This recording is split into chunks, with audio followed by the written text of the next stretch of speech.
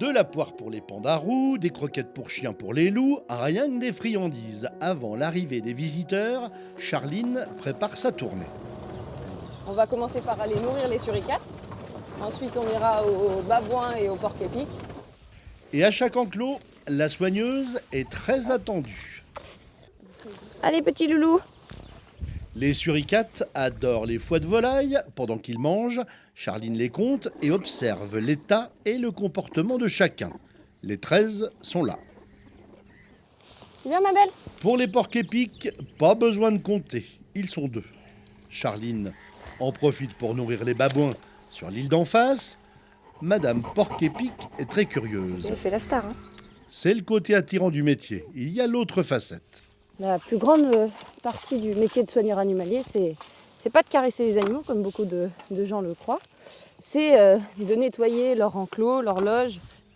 La particularité de la haute touche, c'est l'espace. Notre plus grand enclos, il fait 4 hectares. On va voir aussi l'étang sur lequel sont les pélicans. Ça fait un peu plus de 2 hectares, il me semble. Le parc fait 400 hectares et c'est un peu à chacun selon ses besoins. Eux, c'est les plus gros rongeurs de monde, c'est ce qu'on appelle des capybaras.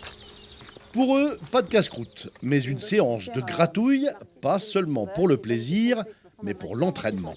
Je les laisse venir à moi, je les force pas, et puis je fais rien de négatif. Ça nous permet de voir peut-être plus près s'il y a une plaie. Profitez du moment pour observer, ausculter l'animal. Bonjour Monsieur Rourou. Si on habitue les pandarous à venir, c'est pour l'entraînement, pour les soigner ou définir leur sexe, ça évite les surprises. C'est sa femelle. Alors toi la poire, elle te va? Ah pas trop non plus. Si. Le pandarou vient de Chine et il pourrait être jaloux de son gros cousin noir et blanc. Il n'est pas aussi bien protégé, c'est pas un symbole pour la Chine, c'est plutôt le contraire.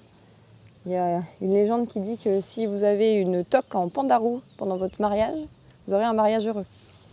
Donc les pandarous, ils ont été un peu décimés par cette légende. Charline retrouve Katia, une vétérinaire, pour une séance d'entraînement avec les guépards.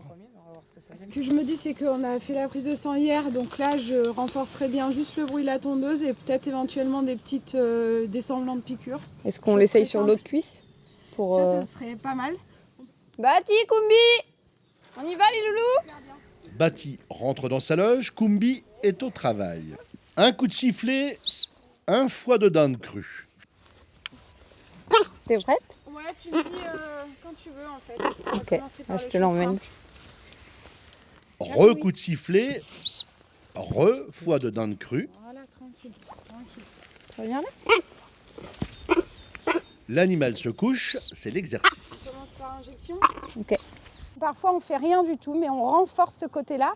Et donc, vous l'avez vu, l'animal vient de lui-même, signe qu'il est en confort et qu'il sait que ça va se passer, qu'il est récompensé correctement. Ça, c'est très important de toujours finir par du positif. Et là, donc, il a bien travaillé. Il a super bien travaillé. Ainsi va la vie de Charline.